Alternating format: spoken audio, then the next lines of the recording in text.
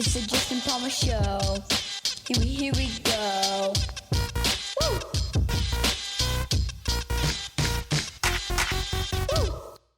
Feel like we need one of those air horns. Meow, meow, meow, meow. Oh man, the most annoying thing in the world are like the guys who have those big jacked up trucks that install those air horns, because for some reason that their diesel chugging gigantic monster truck on the road that never sees a shred of dirt at all is not quite obnoxious enough. So they have to get a fucking compressor and air horn installed because, their ego just simply will not accept anyone within a 2-mile radius not looking or paying attention to them. So it is. I don't know that I've ever seen one of those in person. I feel like I've only seen those in a movie. It's awful, and it should be banned on private vehicles, because there's a whole group of people who think that comedy is driving by old ladies trying to cross the street and blasting an air horn so they drop all their groceries, and that they all get together, all 10 of their bro friends get together and fucking chuckle about how brilliant a comedic mastery that their fucking air horn trick was. So hey man, I didn't have a fully developed prefrontal cortex at some point either, and I'm pretty sure neither did you. Yeah. You know? Yeah. I mean, it's sad that's like that's a thing. But I guess, hey, anything is worth it for the result of getting more clicks, right?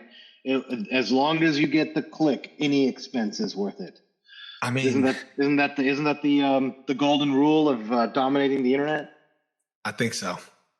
I think there's this is what I like about doing this, because I think there's also a counterculture to it. I don't remember who I was talking to. Oh, I was talking to Chris Williams, the producer of the show, yesterday.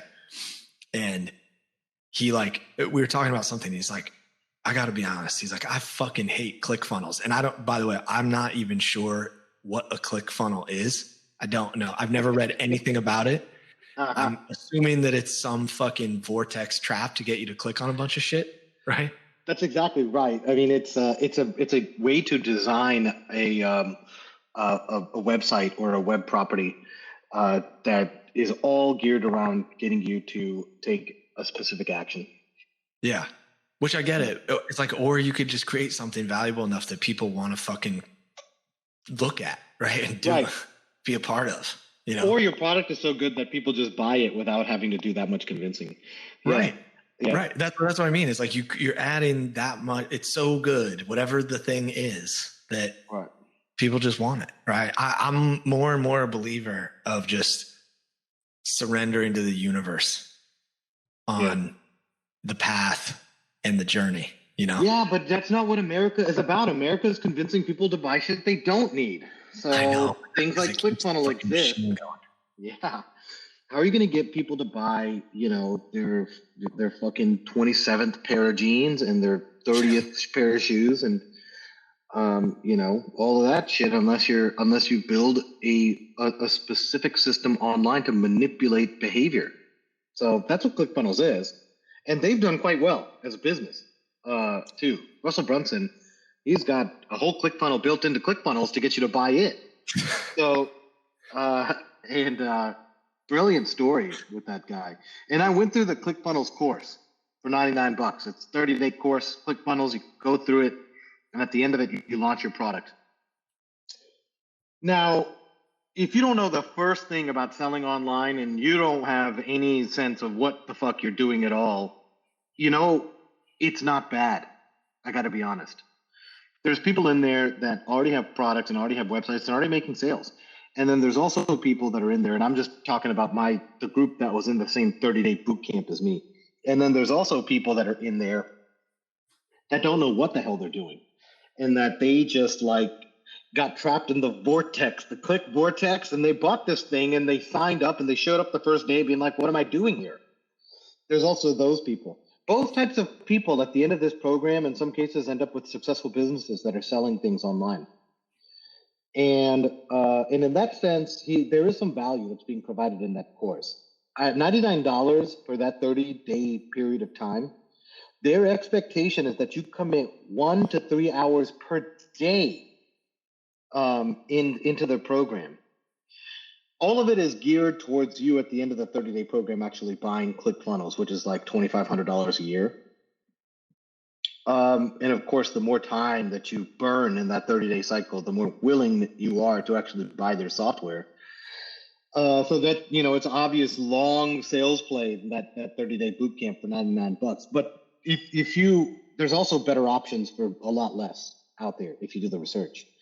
But in that $99, that 4-week program, the first week of it is not even computer related. It is much more you becoming convinced that you can build an online business in the first week. Talking about what you want, what kind of life that you want, what would mean if you're able to take control of your life through, having your own digital business and blah, blah, blah, blah, blah. The whole first week is just that. And I think that there's a lot of people who could see great value into that. And then weeks 2 and 3 actually go into building the site and finding a product that you want to sell. And a lot of these guys are not really come up with any fantastic product. They're coming up with the same old typical shit that everybody else is selling, but ClickFunnels is designed to be a better online seller than anybody else. So you could just be like, I got this calculator at Office Depot. I'm just going to be selling these fucking calculators on ClickFunnels now, and design it in such a way where every calculator I make $3. And that's it. Isn't the purpose of the internet to eliminate the middle people? Not anymore. The internet is designed to be all things for all people. Wow. So right now the internet can is literally taking the shape to be everything to everybody, including all the way from here is your primary care doctor to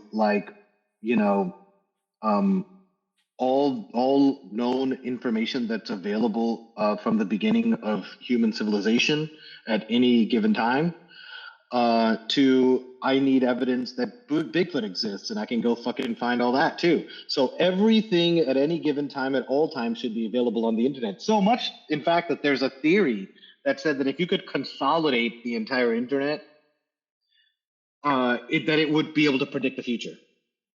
And because every piece of information and every moving part is captured in such a comprehensive way that every scenario, the outcome of every scenario can be predicted based on what's currently happening.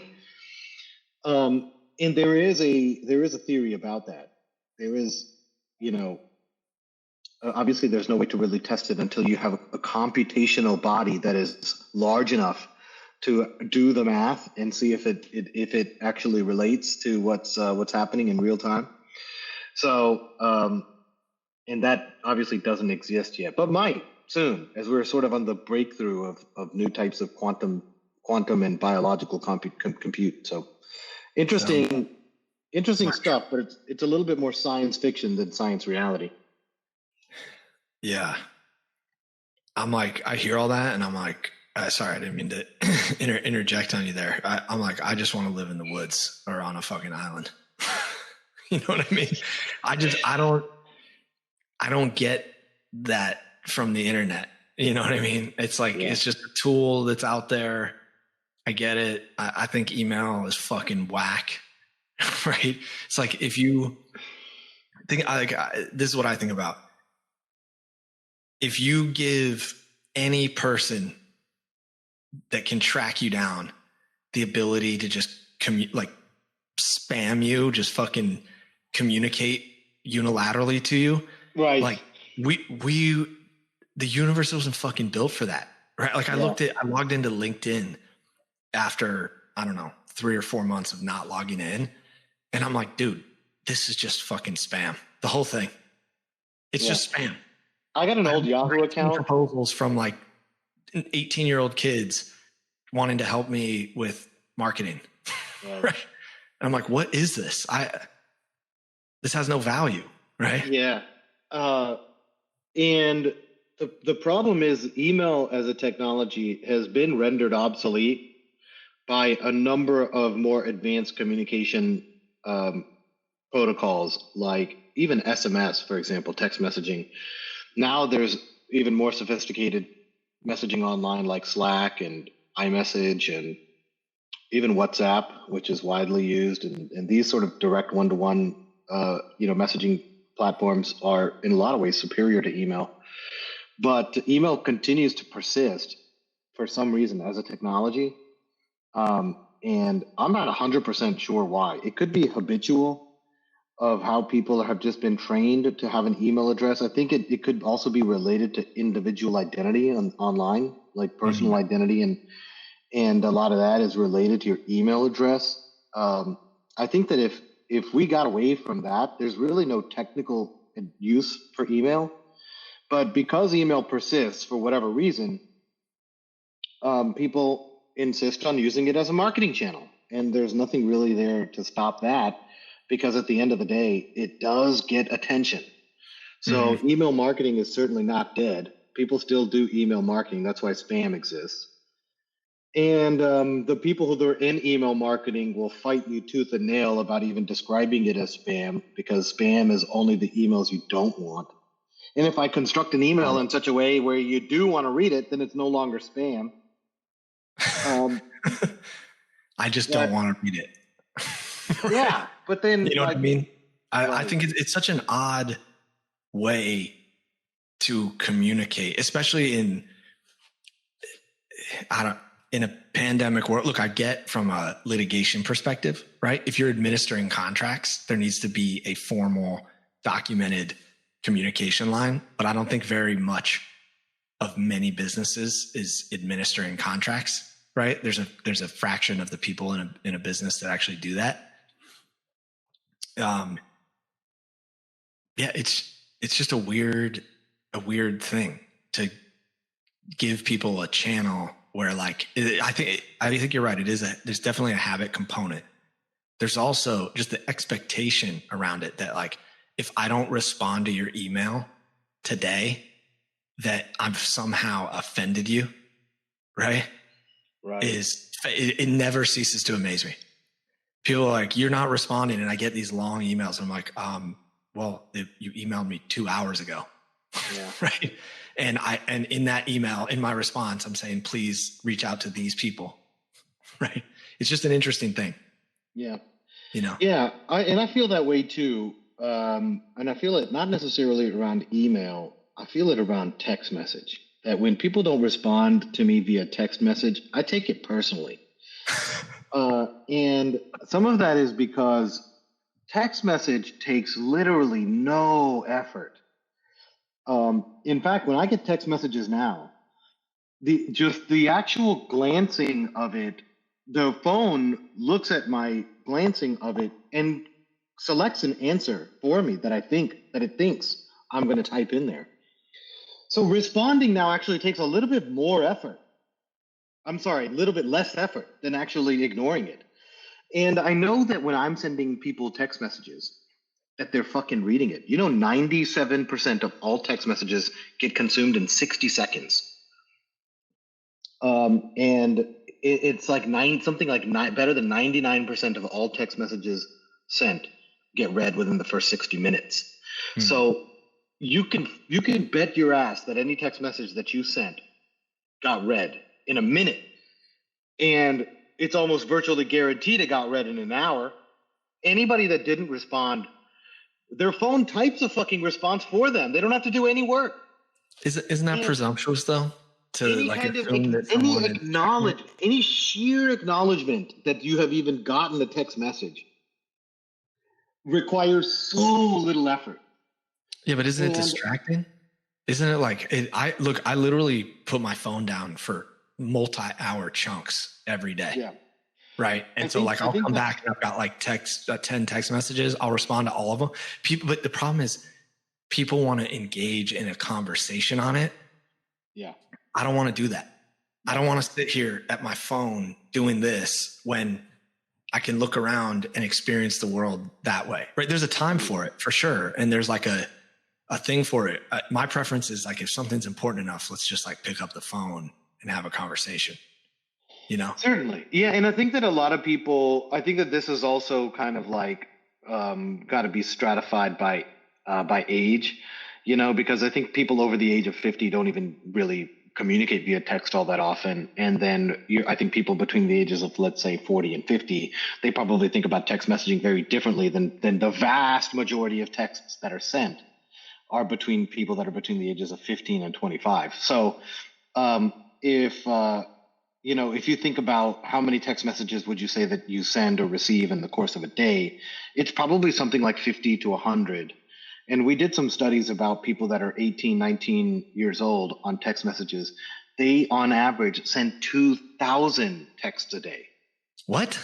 Yeah. So if you take a look at the average statistics of people that are like in the high school range of text messaging, they send in the neighborhood of 1,800 to 2,000 text messages a fucking day. Dude, that's absurd. Yeah, so you're literally I'm talking definitely on the lowest fucking. There's not very many things in my life that I can easily say I'm on the bottom rung of the bottom quartile of that, and that is definitely one of them. I would say if I have 10 a day, it's probably a lot. You like get this data because the reason why we got this data, one is I had a company that did SMS broadcast for a while, and then when I was a leader in other tech companies, I would have to buy cell phone plans from my agents. And when you do that, you get reports of what they're doing on their cell phone, like how many texts that are going in and out, how many minutes, because at that time, their cell phone plan, you had to buy access to how many messages and minutes you needed and shit like that. So, and we even people that were like really aggressive text messengers then were in a few thousand text messages over the course of a month. All that has changed now. And there are kids that can send 100 text messages in the matter of a couple of minutes. So, especially now that, it's really gotten like way over the top. So, and a big part of that is because SMS makes it easy to do it. It makes it so easy and so instant and so responsive, and it's so reliable to send a message and that individual gets it. The protocol that SMS uses is dead reliable now. So the fact that if I send a message and it's ignored over the course, and when I say ignored, I don't mean somebody didn't respond within a minute or an hour. I mean that I take it personally when I send a text message and I get no response at all over any period of time, and a second message and a third message, and still no response.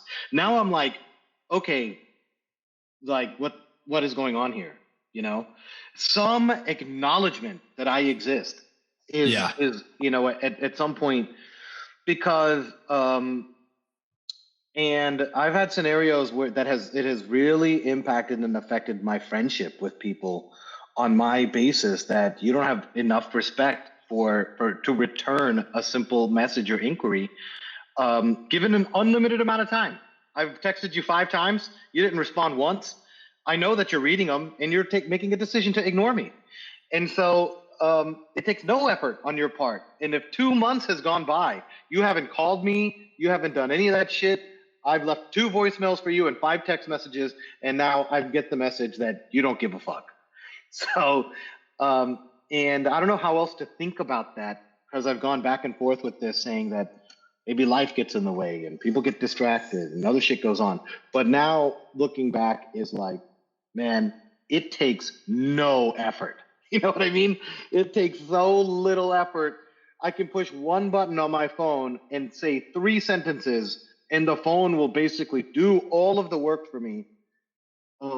And for somebody to be like, oh man, I got kids and I just don't have time. It's like the amount of time it takes to send a text message is like, you can do it while you're literally doing anything else. You could be doing when I'm taking a shit. You could do it while you're doing anything else. So what the next logical conclusion is that I'm responding to me is so low on your list of priorities. That it's like, even when you can do it while doing 2 or 3 other things, and you receive a text message from me, that it's like, Brian Regan had a who's a stand-up comedian, a great one. He had a great bit about this, where he was like, he let somebody go in a car, and that guy was talking on his cell phone, like yapping away on his cell phone, and he let the guy pass in front of him, and in order to say thanks, the guy went like this. He was like, how how little effort can one human being make to think another person?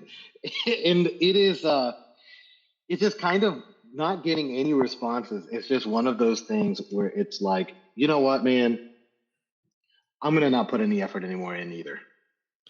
Yeah. So But how much of that is like what's coming to mind for me? Have you seen that Breanne Brown special on Netflix where she's telling the story about her husband? They're both swimmers and they've been parents, they haven't swam that much.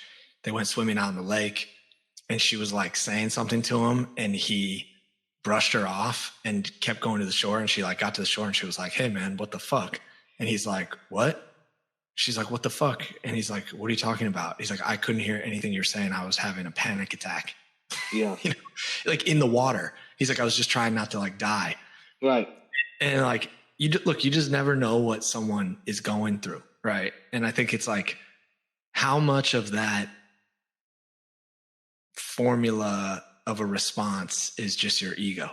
Right. I don't disagree that like you have to choose where you put your energy. I was just talking with a friend of mine from New York about this, around just like keeping your world small, right?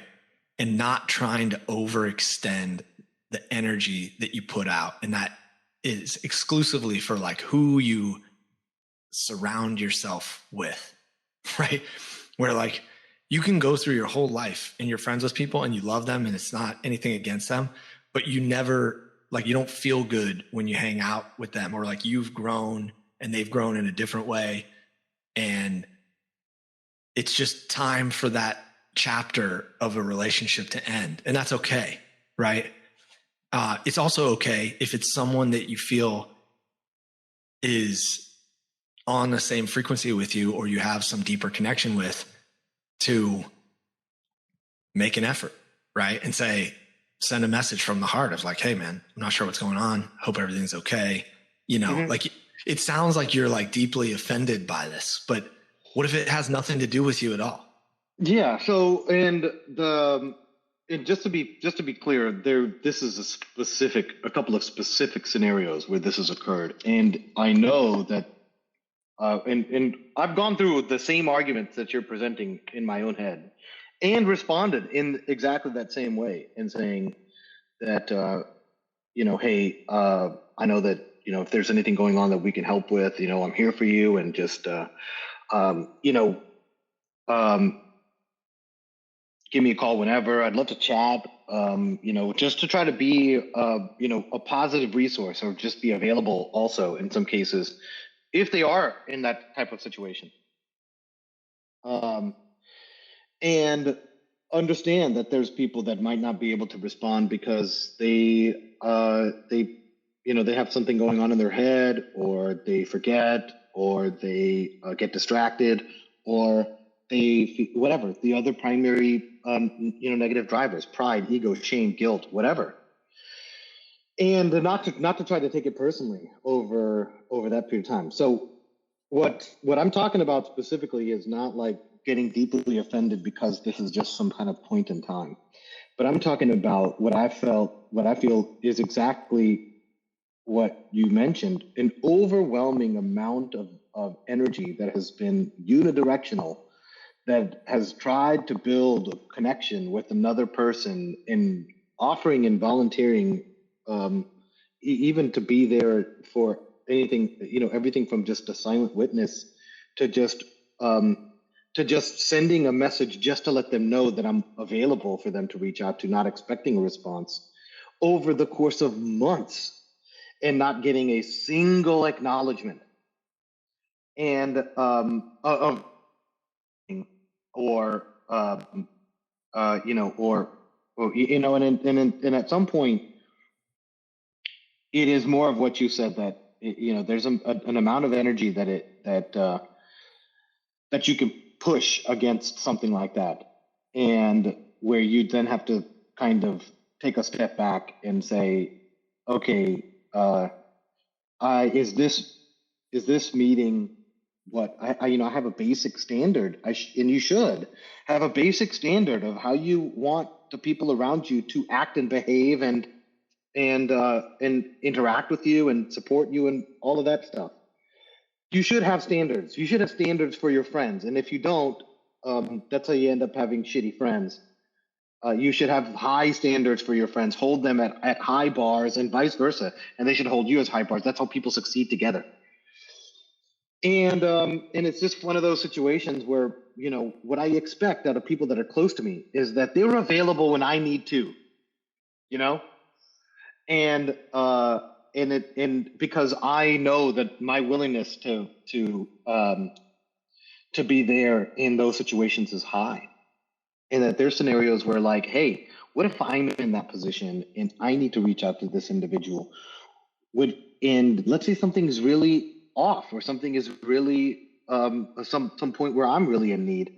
I have zero fucking faith that I'm gonna even get acknowledged in that scenario, and that does not meet the basic standard that I need to maintain this relationship. And I'm entitled to hold my friends to a standard, and as I expect them to hold me to a standard, so we can continue to drive ourselves to grow and be better people for each other, for our families, and for the communities that are around us. If you don't do that, then I think that you're in a way letting the friendship down. And it's just kind of one of those personal decisions that that I reviewed at length and went back and forth for a while until I got to the point where I'm like, you know what, it doesn't make the cut for me. And it is, I think, catalyzed by the text message thing. But probably, but now that I'm kind of talking about it, it's definitely not solely related to just that being the driving cause. It's more of an internal discussion about how much effort are you willing to put into a thing when you have no faith that that person actually stands behind you at all. And that's only demonstrated in the one aspect of it of the unilateral communication. But that's a big part of it, is that, hey man, if I'm really stuck, or if I'm fucked, or if I'm struggling, or if I feel any of those issues, and I text you 5 times a month to make sure that to let you know that I'm on your side, and not once do you respond, and do I feel the same from you? This is not equitable. So so there's been in at least 3 or 4 situations like that in the past 36 months that I've been in, where I've just pulled the ripcord and said enough is enough, and I'm putting my energy into people that I know are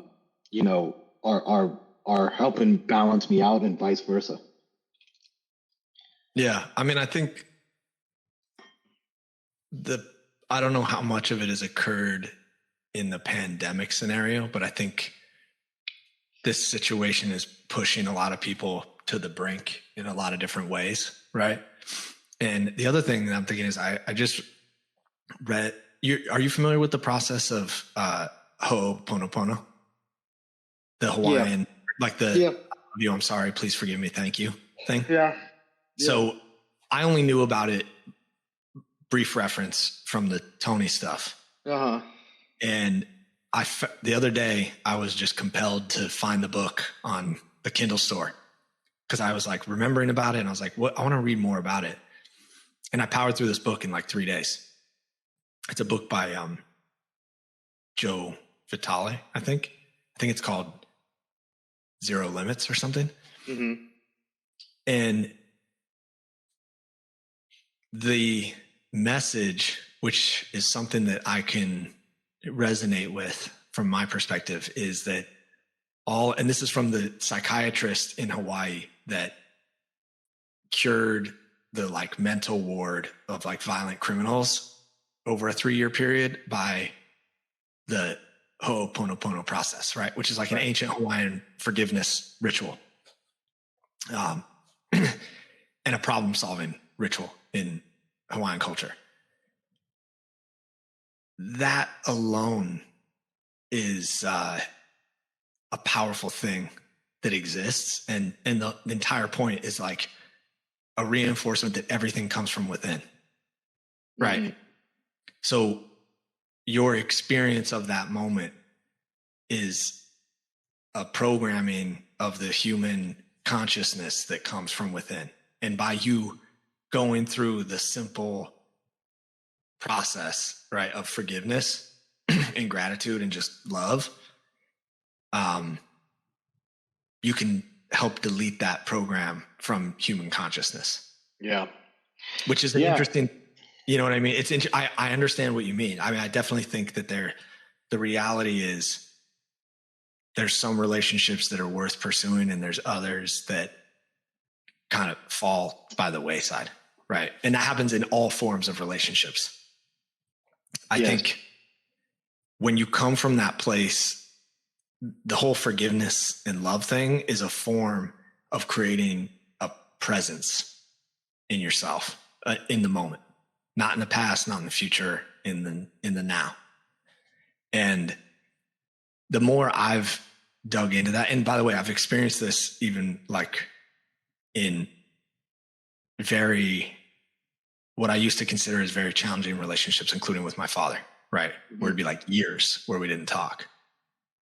And the forgiveness of that and no judgment around what relationship we have going forward, once I was able to find that forgiveness, it's an incredibly freeing thing, because I don't have any expectation. Even my wife is like, well, what's this going to be like for you going forward? What is it? Are you just going to pretend that nothing happened? And I'm like, Right. Well, am I going to pretend what? The moment is now. I'm making a choice right now. I'm not making a choice looking back. Yeah. And like, it's true. Like, you just don't know. You can make all the internal assumptions about someone's situation, right? And you can still be completely wrong. You know what I mean? Right. It's true. You may be right. You may be right that they don't have the same connection that you have, right? Or maybe they're not able to stay open because of X, Y, and Z, something programmed or something habitualized in their experience, Yeah. And it's just, I don't know. It just is what it is, Yeah. Yeah. And that's just kind of how I'm thinking about it today, but maybe, maybe later that it changes. And I'm not doing it out of some kind of spite or negative feeling. It's just about, in a way it was negative and then it turned to exhaustion and now it's turned to acceptance of that, you got a gas tank and, you can burn all the fuel that you got in a day just driving around aimlessly, chasing down things or people or making effort that doesn't supply, part of the outcomes that you really want. And that's kind of where I am. And just that I've just kind of come to accept that now, which is, it sounds like there's a lot of people out there that are doing that, burning a lot of energy. You mentioned that about your neighbors, just stressed over the past couple of weeks because of what's going on election wise, which is just, man, people have a hard time accepting the outcome, accepting any kind of outcome if it doesn't fit their the thing that they want, or the thing that they think they want anyways. So what's the climate over there? Like, are you guys, what are you guys thinking? Because frankly, I mean, we divorced ourselves from news. So I know that there was an election going on, and we did our duties as required to the, and outside of that, I don't pay attention to any of it. Yeah. And the research that we do about candidates and how we think about that, we don't let the news really give us the information. It's really about policy screening and seeing for yourself and then letting the chips fall where they may, because at that point the rest is now up to you. Now, once you did your thing, now the rest, whatever happens out there, regardless of how this whole thing ends up election wise, The rest is up to us now to decide how much we're willing to accept it and what we're going to do for us to move forward with that. And it sounds like, man, can you imagine if it sounds like there's a possibility this whole thing could get overturned, you know?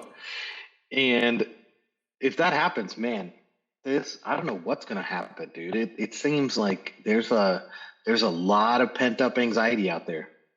Yeah.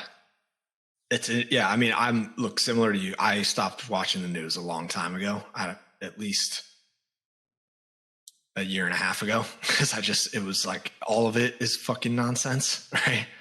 And I feel a lot better by not doing it. And it's not that when people bring things up and it's something that piques my interest, then I'll go do some research about it. But I never am like tied into it the way that I was, right. Even 3 or 4 years ago. What's the last thing that you heard that piqued your interest that you did more research on? I got to think about that. I honestly, I think it was Ranger panties. Oh, I'm yeah? not gonna lie. Yeah, because I didn't know what it was when you and I were talking about it, and I got us a matching pair for when you come out here. Dude, I was like, what the fuck are Ranger panties? I love, shout out to the Atomic guys in Austin. Atomic Athlete is run by a couple of badass former Rangers, Jake and Todd. And that was the first time I had heard about it over 10 years ago. That's where and they knew, they were big in the martial arts scene there, the Brazilian Jiu-Jitsu scene in Austin. And the Atomic workout at that time was very much built around mental endurance and physical durability, just durability of your body. And Jake and Todd were originally the guys that I met Tim Kennedy from, and Tim still to this day runs a large part of their martial arts and field survival training for an event that they run once a year. And what is that event?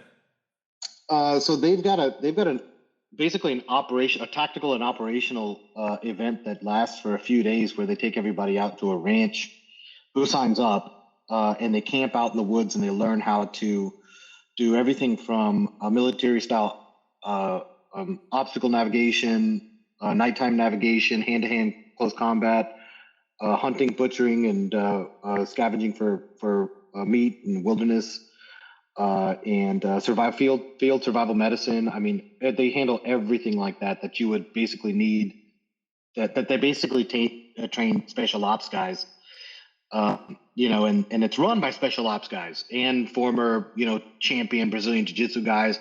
And there's an entire day where they do weapons courses and how to handle yourself with close range weaponry and hand pistols. And you're required to bring your own pistol to the range. So one of the coolest events that any gym in the United States puts on, frankly. I mean, that sounds awesome. Yeah, and so they would show up every day in these in 4-inch rise Ranger panties, which are 100% nylon shorts with a inside lining that were, I'm assuming they're called Ranger panties because that's what Rangers wear. And then they became popular on the private scene. So Atomic had some that were branded for the Atomic gym. And of course, when you're going to Atomic, you got to show off your legs. So we just all started working out in those Ranger panties. I'm sure that they weren't the first people to do it, but they're the ones that definitely put it on the map for me. And now they're like my go-to short shorts. So because it's like walking around in underwear, and you can go out in public with them and go work out if you want to. And when it's hot out, you can go in the water. They dry off really fast. You can be in the sand. You can work out in them. I did a triathlon in them. And carried them under my wetsuit. So then when I had to take my wetsuit off getting out of the water, I just did the rest of the triathlon in my Ranger panties. They're a very versatile piece of clothing. So, if you've got a really active thing going on. And so when I mentioned it to you, I was surprised you had never heard of it before. Because now they've like really gained steam. Yeah. Well, that just shows you how fucking out of the loop I am on cool shit. Right. It's dude, by the way, what you just described is like for me to be able to like run, jump in the sand, jump in the ocean, come out, dry off, and not have to change and stuff like that. I mean, that's kind of how you live in Hawaii when you live close to the beach, right? Yeah, they're awesome, and it's as close as you can get to just being in the Speedo or being naked. And Yeah. and they're that whatsoever, and you're just completely free to move. So yeah, so it's a great piece of clothing, great article of clothing. That's interesting that you went like down the rabbit hole on that. Well, I just checked. I was interested and I wanted to get a pair because I have a couple of like, what I have is like these Nike running shorts with the built-in underwears in them, but Nike, it's like fucking $85. And I'm like, what, this is Nah, man, you can get a pair of Silkies for like $10. Yeah. I went a little nicer for the ones that I got for me and you matching. Cause it was like, special kid. I haven't seen you in a while, but I hear you. The day-to-day Silkies are like $15 on Amazon. Yeah, they're great. No, but the other thing that usually what I do is like, if somebody mentions something,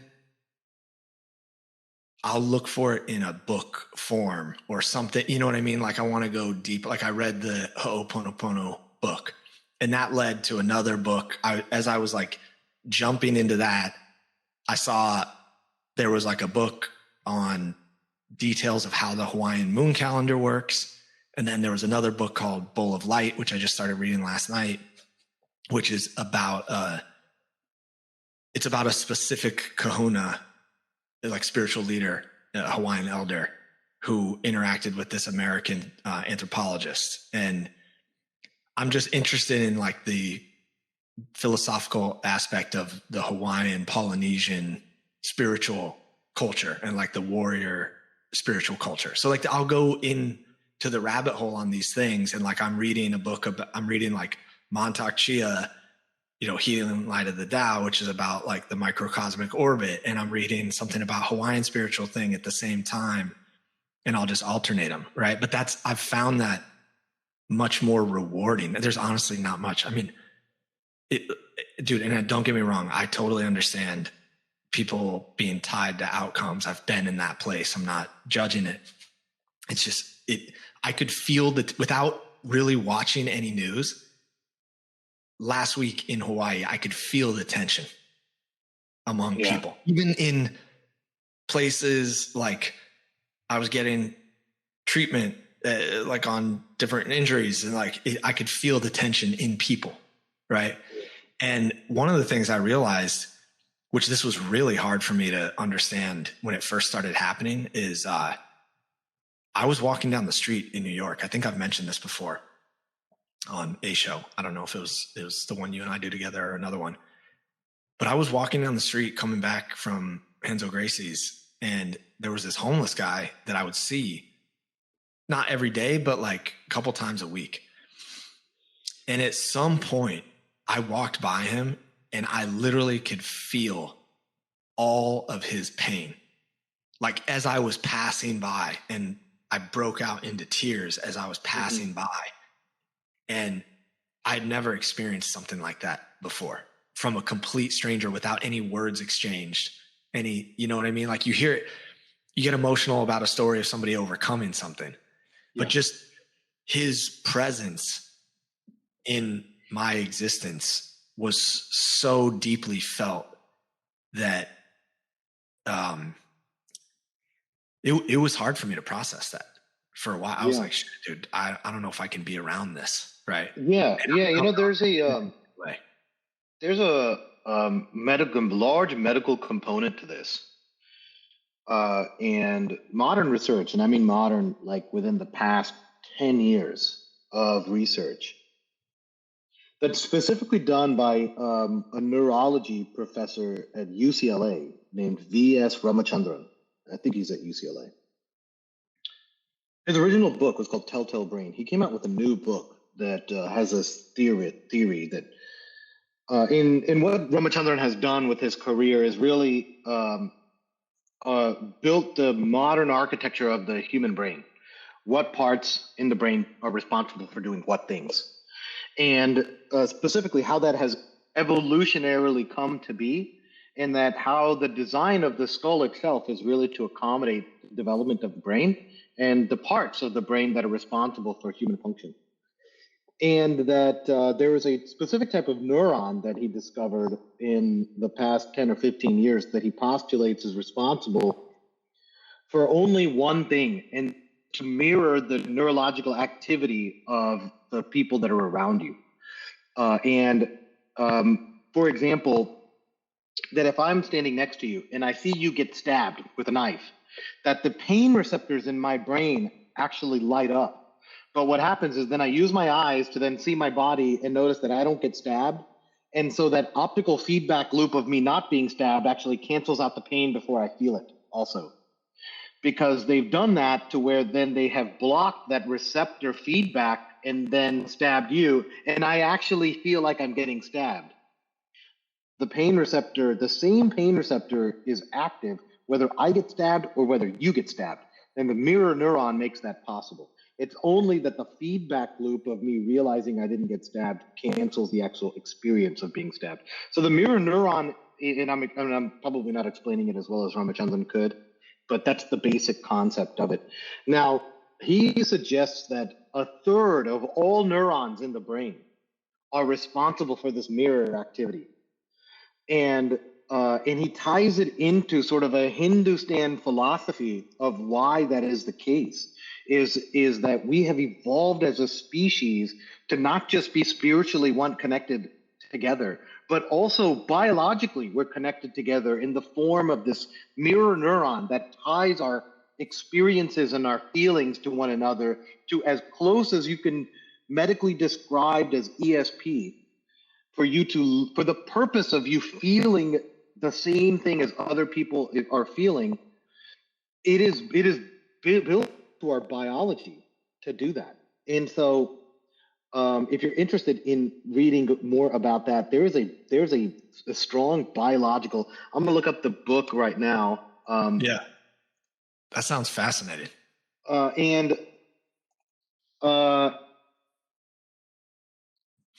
He attributes it to being one of the significant reasons why empathy exists in human beings, and how it was the root for us to be able to build civilization, and that that kind of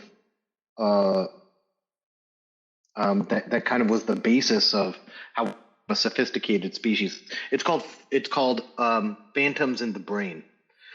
And, this is like really the edge of neuroscience. And by the way, Ramachandran is one of my favorite authors. Telltale Brain is fascinating. I would recommend it to anybody who thinks about the evolutionary progress of human beings on the planet and how that has related to why we do and what we do and who we are fundamentally as people, and that Telltale Brain goes into some really interesting aspects of that. So I would recommend that book and him as an author in general. So yeah, I think that what you're feeling when you're walking by this homeless guy has like a lot of ways you can explore it. You can explore it like in a purely spiritual domain, and you can also explore that medically and scientifically, and that there's some reasoning that suggests that that we're successful as a species because you feel like that, and that you're successful as a person because you're in touch with that feeling, and that feeling is a programmed part of your biology that exists inside your mind as a physical cell. So it's interesting that how, like, in some cases, even primitive spirituality and belief systems eventually come back around, and in some cases have strong scientific evidence later, So, yeah.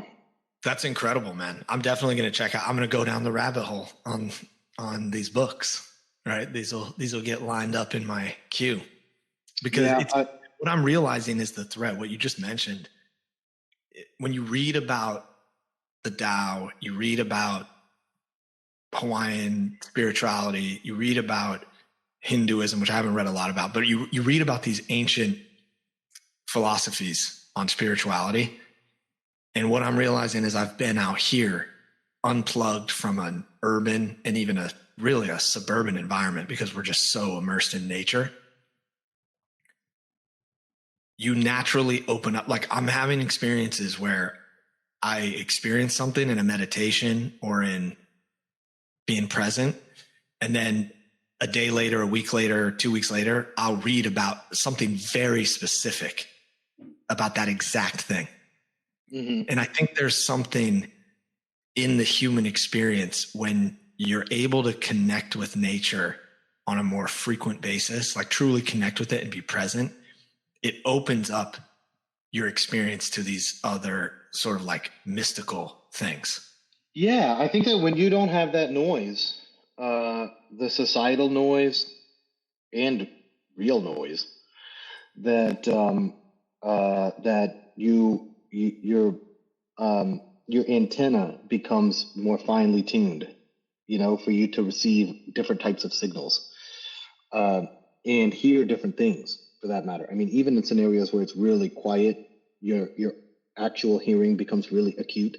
And I think that there are signals that you can do that, like when it gets really dark outside, your eyes become really sharp. And I think that when your life also becomes super quiet, then I think you also become very keen and acutely aware of all the things that are around you when your life doesn't have as many distractions as well. And that's when you can start thinking in a little bit more clearly and recognize some of the things that you would have otherwise completely missed, because you're more acutely aware of the fact that there's just of surroundings, because there's just not as many distractions.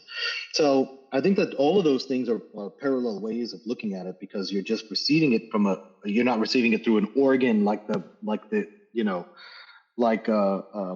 your eyes or ears, but you're definitely receiving those signals in some way. And you could be totally cynical in saying that that receiving it that there's no such thing as being able to receive spiritual energy. But some of this mirror neuron and some of these other neurological traits that we have that designate how we consider empathy or even spiritual belonging, and a lot of those things would kind of suggest otherwise, that you definitely can receive certain types of energy that registered neurologically in the brain, at least. So so I think that that's exactly what's happening in your case. Once something gets quiet, or once something gets dark and you reduce the volume, that's what's going on out there. I think you become a lot more finely tuned in what is around you that you can pay attention to and listen to and see. So I'm glad that you guys are having that experience. I'm hoping that will come as we move further out of the city also. For us. I think it will. Because right now I'm just getting tired of the the constant humming of the world around us, in a way that always kind of keeps you a little alert, mm-hmm. and I kind of want that to be quieted down. So, dude, I totally understand that. I mean, we are still in a relatively decent size part of Oahu, right? We're not in Honolulu, but it's whatever, 40, 50,000 people in the area. And we live in a quiet area, but I find myself yearning for even more quietness. Like I'm okay part of the reason why I go up into the hills and run in these little mountains is because there's fucking nobody up there. Yeah. Right? And you can just be in that moment with yourself. And when we first came out here, I told Anna, I was like, I'm down to go even deeper in the Pacific. Right. Yeah. To get a little more away from, it's not even American culture. It's just like I think you're right. It's like, there's a noise that comes in the societal context. Right. And it's not in a way where I feel like I need to isolate myself.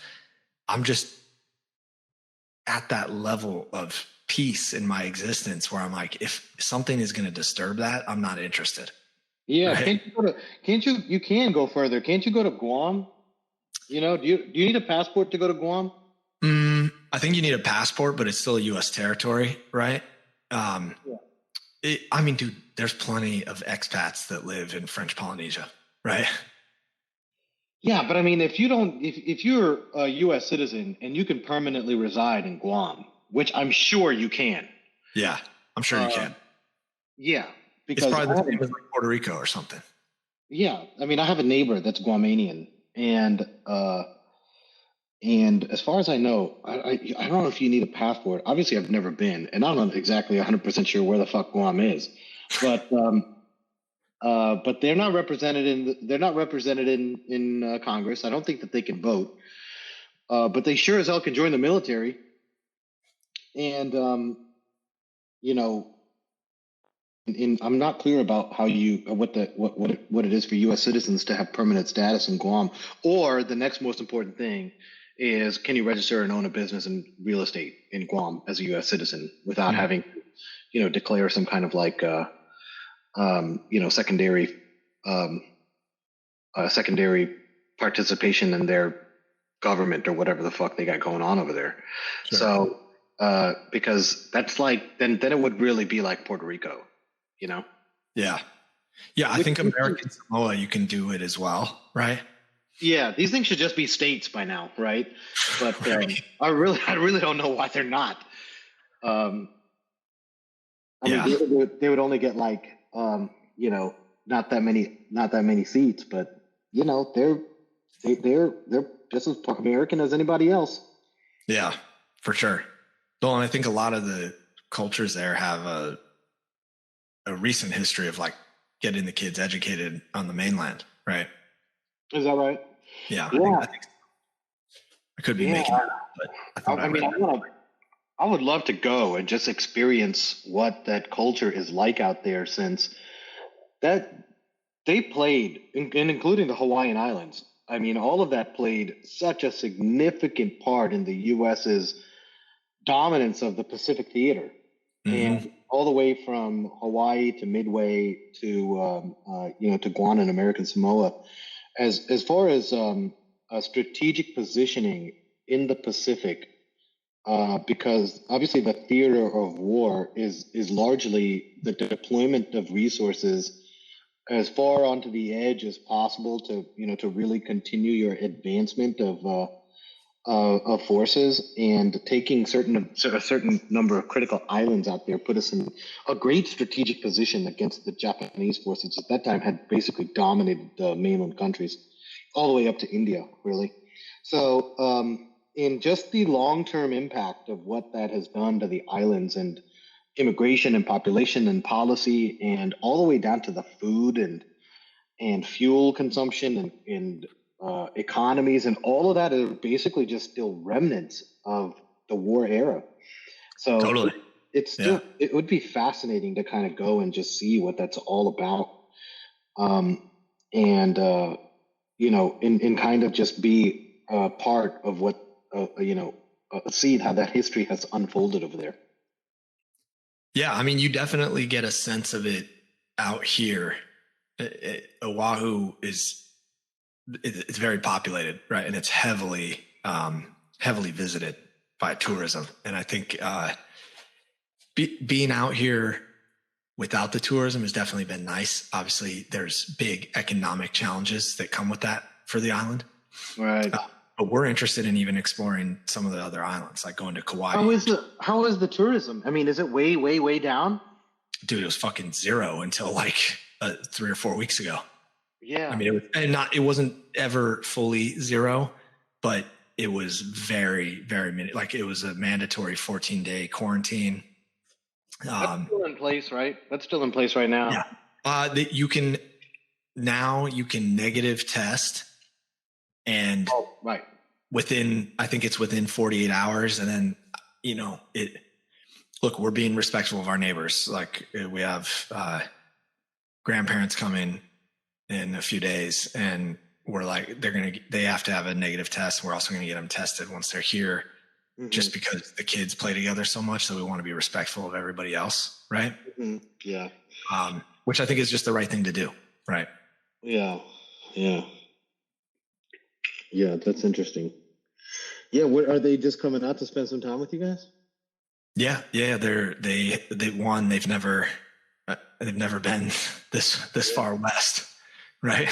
How do they feel about the election outcome and all of that stuff going on? I don't know.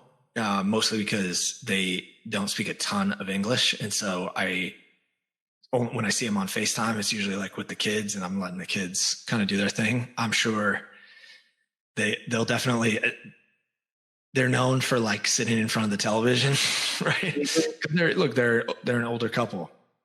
Yeah. It'll be interesting to see. I'm hopeful that they'll kind of get in the mix of just unplugging and going with the flow, Right. For sure. of what is out here, and just enjoying it. It's been real windy, and there's a couple storms coming through, I think. So I don't know how much like real beach time they're going to get, but it's sunny and beautiful here, or it's rainy and beautiful. Yeah. Yeah, I hear you. Even the rain, like sometimes we wish that it would rain more around here because it's just there's something so comforting about there being a thunderstorm outside when it's raining, even heavily, and being able to be inside and just look out there. And it just reminds me of like growing up as a kid and like when your house is just blanketed by rain like that. There's something so comforting. We don't ever get that. I honestly don't think it's rained here in a fucking year. And I don't remember. I went outside one time and I thought the ground was wet, and we were amazed. We were like, "What happened? Did the sprinklers come on the wrong time?" Because it does. But it turned out that it had rained for like 2 minutes. But and it's just one of the things about California. People love the sun and how it's sunny every single day. But then even when you're there and it's been 300 straight days of sun, I'm like, what would be nice is if this grass was green. It was green because it rained for the past week, or that it's just raining and thunderstorming outside and we're all just going to cuddle up in front of the fireplace or something. And that just is not possible. So, yeah, there's a time and place for all of that. But it's just weird how sometimes you just want that stuff even when you're in California. Totally. Well, I think it's just like the variation, Mm-hmm. Yeah. that variation. And you also know that like the earth needs water, just like Mhm. you know what I mean? And when it doesn't have it, you're kind of like, oh, I mean, even the desert gets water, right? It doesn't Yeah. get it very often, but it gets it. Yeah, and when it gets it, it really gets it. Like some of these deserts have turned into like little lakes for a while. Dude, last time I was in Arizona, I think it was a little over a year ago. I was with Cyril and we were with Uncle Matt, and our flight got canceled because there was a sandstorm coming. Mhm. And we were at the airport. We're like, hey man, we're not going to make it out tonight. Like our flight's delayed by like 7 hours. Just come pick us up. And by the time he picked us up, it was the fucking worst rainstorm I have ever seen in my entire life. Like Where in Arizona? In Phoenix. It was a major flash flood. Like I've never seen it rain like that. Yeah. Yeah, But that it's would be beautiful. yeah, I mean the worst I've ever seen it rain is when I was in Thailand, and it's one of those where you can it's a little scary to go outside, you know what I mean? And but those kind of cultures are built for it, and that their whole infrastructure is set up to be able to handle like tons of water coming in a short amount of time. Yeah. But yeah, but the tropics they get rain on a totally different level. Yeah, I mean, it rained here every day, pretty much. Like if you go when we cross the mountains, when I pick you up, and we should go on some hikes. There's one hike that I would love to do, like just me and you, if we can. Yeah. Yeah. That is on these cliffs that like, dude, there's fucking wild avocados out there that are like this big. Yeah. They're huge. Yeah, and we get to talk about what stuff we can bring for the kids, and I'm sure that they'll find a way to all remain entertained. But I don't want to make too much of an itinerary, but I want to do some research just to see what stuff is out there that because you've never been to that island before. Yeah, we'll have fun, dude. Yeah. Let's not make any plans. Let's keep it real. It's For gonna sure. be. It'll be kind of by the moment, depending on weather. There's like some cool scenic hikes that are a little easier. for kids, we've got like a carrier and all that stuff. You know, we've got stuff. We got 3 ninjas, you know. For sure. It's going to be a shit show. Yeah, can't wait. Okay, I'm going to start making some dinner. We're going full keto now. Did I tell you? Dude, I saw this on, like, I saw you posting some crazy stuff. My question for you is, what was that bread made out of? So we made 2 different breads. The first bread that we made, which is called cloud bread, I think that the base of cloud bread is egg white. And you use egg white and like cream of tartar and a couple of other things. And it's pretty good. It's nice and fluffy. Yesterday we made an Indian curry and we made some naan with it. And it was mozzarella cheese based naan because I insist that that almond flour based like flour substitutes to make bread to get on a keto diet is awful. Yeah. And you know, even after it's cooked, you're still just kind of like grinding up almonds, and in the mouthfeel is terrible. So, but this naan did a pretty good job at faking it. It was like really bad and stale actual naan, even though we just freshly made it. But it was based on mozzarella cheese, and obviously the way to doing cauliflower rice, which is if you nail the cauliflower rice recipe, it works pretty good. And the cauliflower mashed potatoes, which arguably is better than actual mashed potatoes. They're lighter and fluffier than regular mashed potatoes, and you don't feel weighed down. So like a steak and mashed potatoes and asparagus actually turns out great. And I did that the other day. I just like sauteed some mushrooms and did some mashed potatoes and asparagus and a big honkin' T-bone, and it was fantastic. And I didn't miss. It was virtually no carbs, and I didn't miss it at all. Tonight we're doing Greek salad, where I'm just going to put some chicken skewers on the grill, and so you just got to plan it out a little bit further. But a lot of it is cauliflower based, as it turns out, and that bread was mozzarella cheese, and the cloud bread was egg white based. And I would recommend that cloud bread recipe, which is egg white cream of tartar. If you want to see any of these, you can follow my Instagram, which is my last name, first name, Rayasam, Ajay, and on Instagram. And I post a lot of these recipes up because we cook every day and we eat pretty good. And now we're trying to take all of the things that we love to eat and converting them to keto, and in having the same thing on keto without a significant change in the experience of that particular dinner. And so far, we're doing a pretty good job because pitas, and we're going to go with the keto tortilla somehow. Okay. So we'll see. So stay tuned. I'll post about what that looks like and if it's something that's doable or not. Because because once you start going slowly, step by step over to keto, you start figuring out that, hey, maybe this can be done and I don't need to go back to like traditional carbs in that sense. And that's the goal, is to like slowly work it into our lifestyle instead of just trying to be crash dieters.